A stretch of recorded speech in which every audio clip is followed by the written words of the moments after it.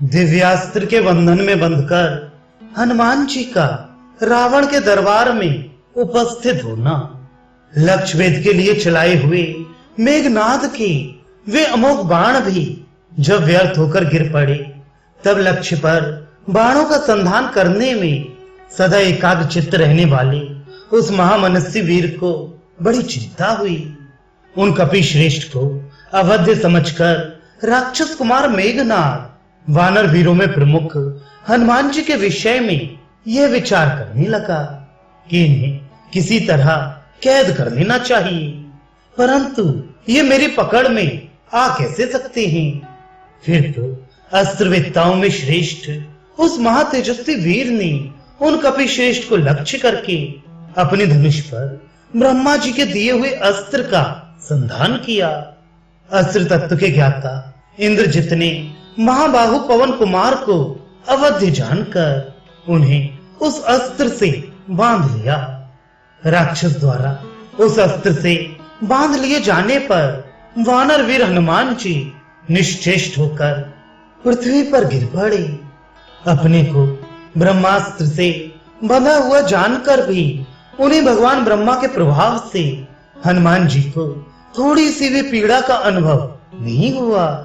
वे प्रमुख वानर भी अपने ऊपर ब्रह्मा जी के महान अनुग्रह का विचार करने लगे, जिन मंत्रों के देवता साक्षात स्वयंभू ब्रह्मा हैं।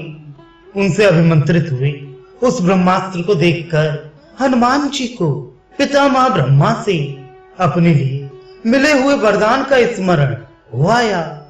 ब्रह्मा जी ने उन्हें वर दिया था कि मेरा अस्त्र तुम्हें एक ही मुहूर्त में अपने बंधन से मुक्त कर देगा।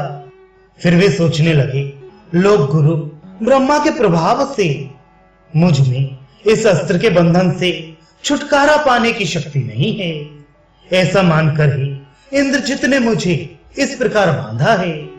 तथापि मुझे भगवान ब्रह्मा के सम्मान के लिए इस अस्त्र बंधन का अनुसरण करना चाहिए। कपि श्रेष्ठ हनुमान जी ने उस अस्त्र की शक्ति, अपने ऊपर पितामह की कृपा तथा अपने में उसके बंधन से छूट जाने की सामर्थ्य, इन तीनों पर विचार करके अंत में ब्रह्मा जी की आज्ञा का ही अनुसरण किया।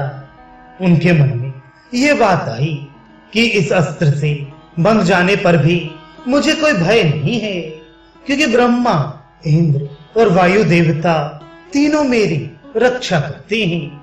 राक्षसों द्वारा पकड़े जाने में भी मुझे महान लाभ ही दिखाई देता है, क्योंकि इससे मुझे राक्षस राज रावण के साथ बातचीत करने का अवसर मिलेगा।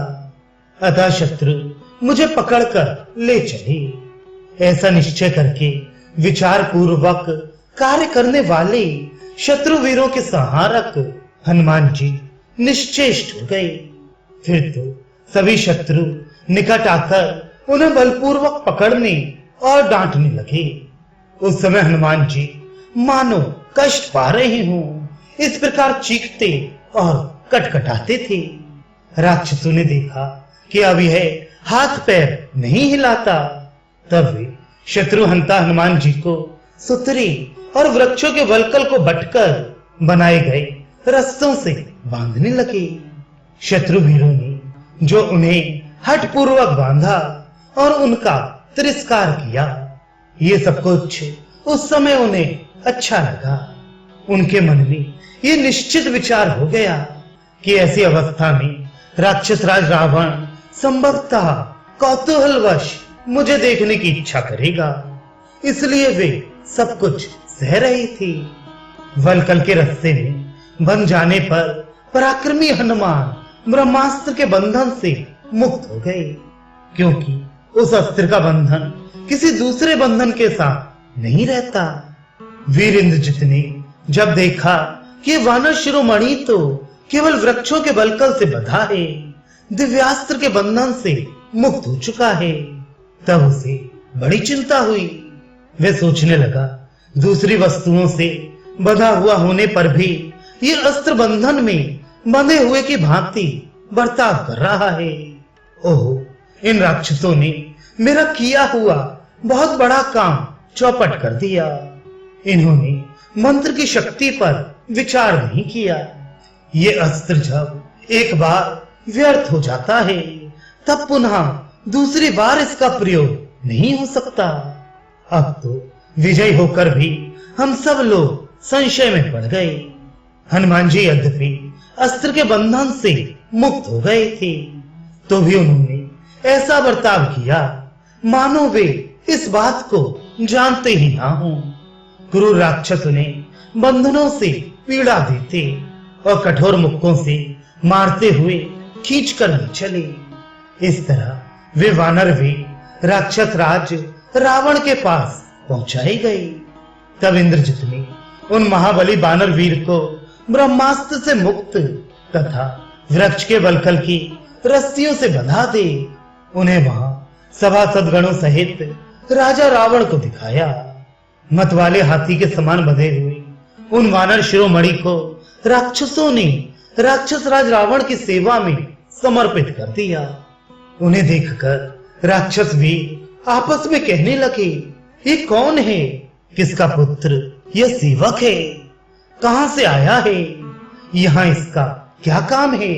तथा इसे सहारा देने वाला कौन है? कुछ दूसरे राक्षस जो अत्यंत क्रोध से भरे थे परस्पर इस प्रकार बोले, इस वानर को मार डालो, जला डालो या खा डालो।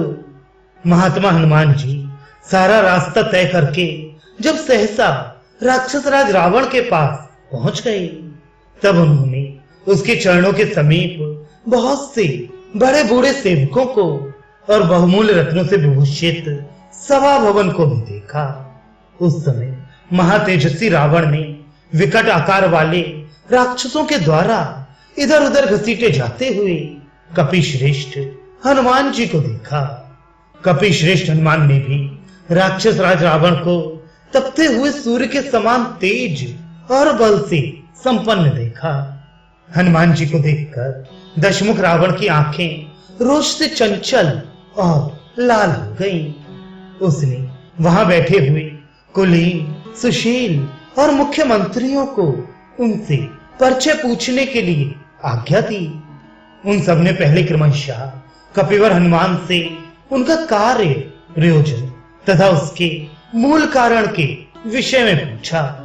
तब उन्होंने ये बताया कि मैं वानर राज सुग्रीव के पास से उनका दूत होकर यहाँ आया हूँ।